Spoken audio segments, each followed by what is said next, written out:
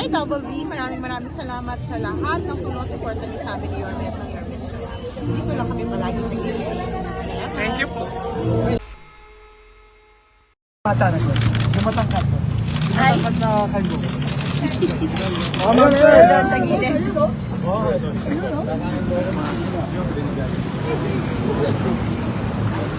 Okay, paano? Sir, huwag masyadong malapit, sir. Sorry. Sir, isang side lang tayo para hindi tayo Mamaya bayan. na, Mike. Wala pa pinag-uusapan, mga kapatid. Salamat. Boss, sinasabi ko yan. At kung pwede natin gawin para hindi naman. Kasi ginagawa ko itong video ko. Sabi ko, hindi ko pwede na lang to. Atras ng konti. Sir, atras tayo. So, magalito, boss. Magal natin. Daw ng konti.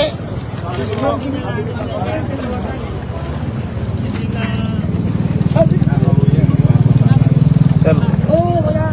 konti lang, sir. Hindi naman pwede. Hindi naman ang hindi kahit mga. Usog tayo konti, sir. So, i-wedding mo na lang dito. Ano ba yung tumatanggal niya? Ano? Buka lang ng konti. Ito lang kanito sa akin.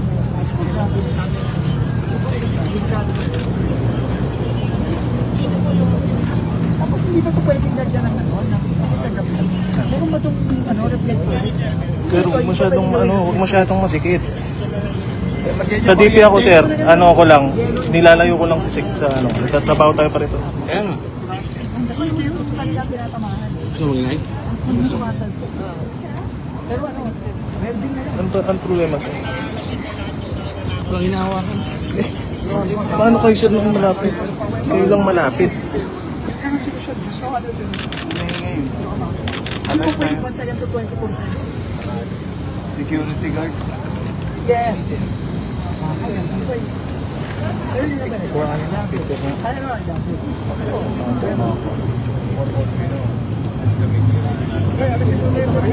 Alis ka dyan. Alis ka dyan. Di ba hayop yung pasensya? Sabi sa akin ni COS, pinadahan-dahan daw. Kain. Tapos, pag nagkabakot ka. Hindi, boss. Thank you sa inyo. Oo, boss. Tapos, 310 pieces na yun lang. Over the how many years?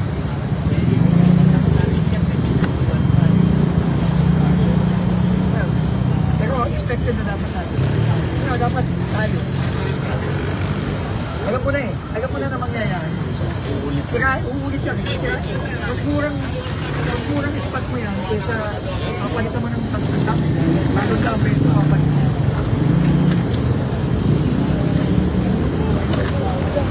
Kasi tapagal naman sa'yo. Tapagal naman yun. Wala ka na sa dito.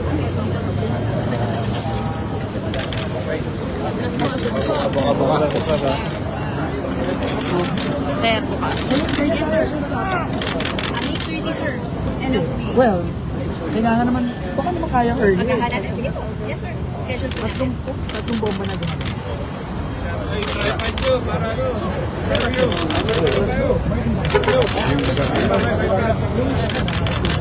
Boss, pabalikan niyo. Sinubukan ko lang. Dito sila. Tapos dito kayo. Sorry, Opo.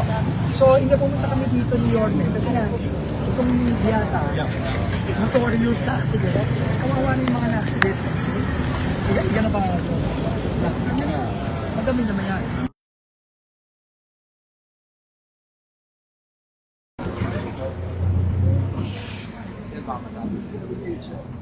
Laging nananakaw yung sabi nga si Yorme, common sense lang naman sabi niya o di welding na lang natin pag hindi naman nakaw. Diba? Kasi dinadahan-dahan yung paglulusen ng nung mga railing. Yabe tubo daw. Yabe. Yabe tubo. Sinatsaga talaga. Sinatsagaan. Kasi hindi madali Nakita mo naman, talagang solid, di ba? Pero talagang dinadahan siguro, mga ilang araw nilang dinadahan. Tapos pag malawag na, yun na. Matanggalin na. Ingenuity ang tawag yun. Pabilidad. abilidad talaga ang Pilipino eh. No? Pero, ang solusyon na yan doon, sabi nga ni Yorme, na gagawin na namin yun. May bago tayong district engineer, si District Engineer Alvin. May welding na lang. Wala na tayong ibang solusyon, yun na lang. May timeline ba tayo sa Ngayon na, dahil papagawa ko na ngayon. Papagawa ko na ngayon. Kaya yung sinasabi mo na yung fast track na DPWH, ano po ba yun? O yun, sinasabi ko sa iyo noong isang araw nung tinatanong ko ako.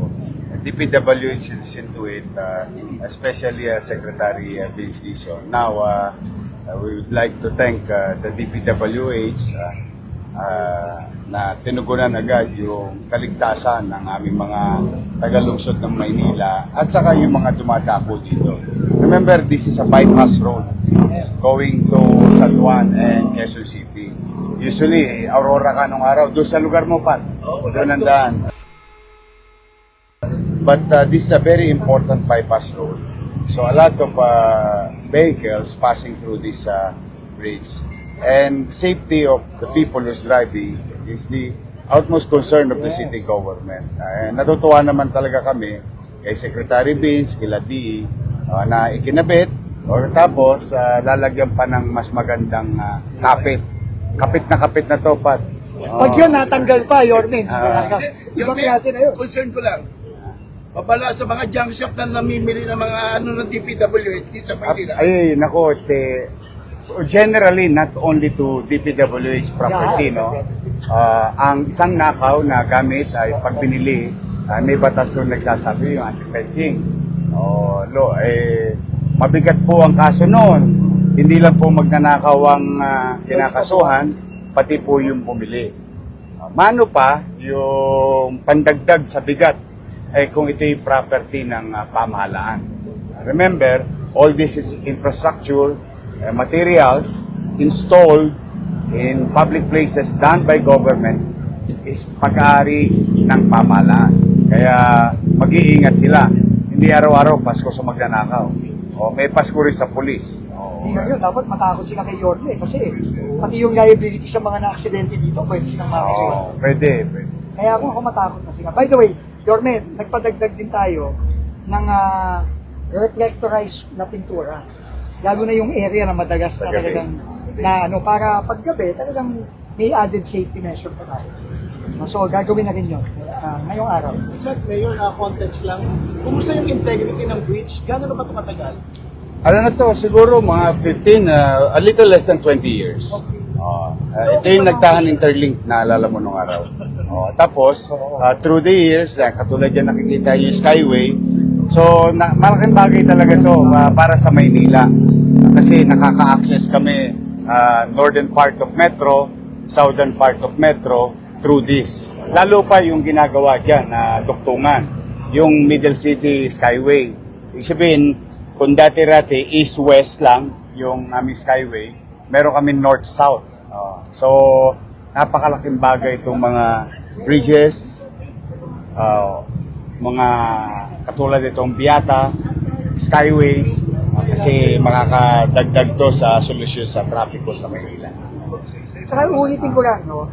Tungkol naman sa mga bridges, yung integridad ng mga bridges, ang kabilin-bilinan ni PBBM, talagang kailangan i-evaluate natin. Kasi marami sa mga bridges, hindi lang sa Metro Manila, kundi sa buong bansa. Yung ginawa nyo sa Dimasalang lately. Kailangan talaga yan, i-review, i-check. Tapos, kung kinakailangan na, i-retrofit yan. Kailangan i-retrofit yan ng mabilis. Kasi, safety lagi. Yan ang pinaka-importante lagi kasi. Kaya nga ako napansin nyo, yung nasunog na gusto sa Ortigas. Sa Ortigas sa EDSA. Tsaka ito dati din. Di ba kailangan mabilisan ang pag-check dyan, tsaka pag-retrofit kung kinakailangan. So yun talaga ang kabilin-bilinan ng Pangulo. Hindi tayo magkukompromiso ng safety. So, retrofit din itong Biata? Hindi naman. right now, hindi pa. Railings Ngayon, yung railings lang talaga ang problema. Pero, ano talaga, iba talaga kapag ang mayor ang kausap mo. Kasi ang mayor, laging solusyon, common sense. Simple, may diskarte lagi ang mayor sa mga problema. Di ba, isipin mo, 2021 pang ninanakaw yan. Ang DPWH, palit ng palit. So, hindi man lang naisip dati na napakasimple lang ng solusyon, i-welding lang. So, nagpapasalamat tayo Ano po bang status dati? Para lang may context tayo. Ba't mabilis ka na nakaw? Hindi naka-welding? Hindi naman siya mabilis Hindi naman manakaw. talaga- Hindi naman talaga naka-welding. Pero mahirap siyang tanggalin. Ang problema nga, alam mo naman, makikita yung ibang mga kababayan natin, dinadahan-dahan nila yan. Gabi-gabi, nagpupunta sila, sinatsagaan nila, ilayabi tubo nila yan. Hanggat na lumuwag, siguro after 1 week, babalikan nila, ayun, pwede mo. So, pero yun nga, it takes really yung diskarte ng isang mayor tulad ni Yorme para magbigay ng mga solusyon na common sense. Diba? Kaya nga, minsan kasi yung mga ibang, minsan sa DPWH, syempre, pagit nga sila ng pagit, di ba? Pero ngayon, ang sabi ko nga, sundin natin yung common sense solution ni Yorme. Spot na lang, di ba? Iyan na lang, Upward. i-welding na lang. Para hindi na, pag yun naman, natanggal pa, matindi na yun. Ay, tapos siya. Baka overnight, tapos siya. Hindi, nabalik na lahat. Nabalik na natin. Nabalik na lahat. Kompleto Mabilis na yan. kumilos to. Kaya nga, sabayan natin si Yorme sa bilis kilos. Tinanong niya ako